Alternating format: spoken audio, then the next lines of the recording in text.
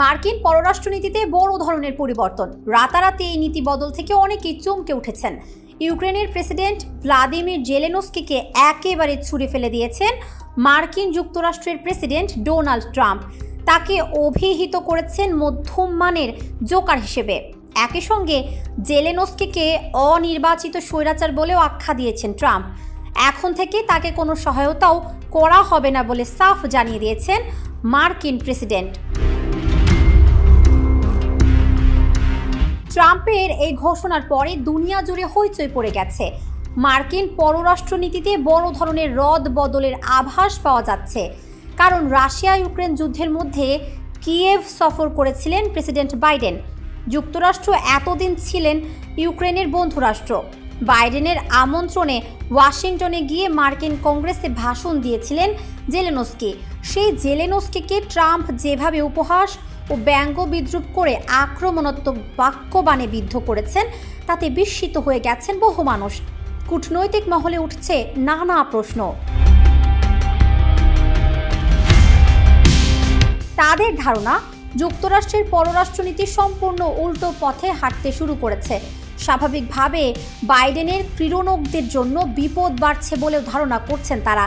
কারণ মার্কিন প্রশাসন সত্যিই যদি জেলেনস্কিদের পাশ থেকে সরে যায়, তাহলে তারা কতক্ষণ টিকে থাকতে পারবেন তা নিয়ে সন্দিহান পুরো বিশ্বই। সম্প্রতি সামাজিক যোগাযোগ মাধ্যমে জেলেনস্কিকে নিয়ে পোস্ট দিয়েছেন ডোনাল্ড ট্রাম্প। ওই পোস্টে তিনি লিখেছেন, নির্বাচন না করেও ইউক্রেনের প্রেসিডেন্ট পদ আঁকড়ে রয়েছেন স্বৈরাচারী একনায়ক জেলেনস্কি। তার এই ব্যাপারে দ্রুত পদক্ষেপ গ্রহণ উচিত। আর তা না হলে একটা সময় নিজের দেশটাও হারিয়ে ফেলবেন বলে জেলেনস্কিকে সাবধান করেছেন ট্রাম্প।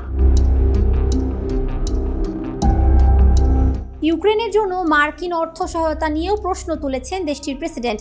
ট্রাম্প অভিযোগ করেছেন, যুদ্ধের জন্য ইউক্রেনকে $350 বিলিয়ন দিয়েছে ওয়াশিংটন। এর অর্ধেকের কোনো হিসাবই দিতে পারছেন না জেলেনস্কি। আর এটা এমন এক কাজে দেওয়া হয়েছে যেখানে ইউক্রেন কখনো জিততে পারবেন না বলেও মনে করেন মার্কিন প্রেসিডেন্ট। দ্বিতীয়বার প্রেসিডেন্ট হিসাবে শপথ নেওয়ার পর থেকে ইউক্রেনের যুদ্ধ বন্ধ করতে ব্যাপক তৎপরতা শুরু করেছেন ডোনাল্ড ট্রাম্প।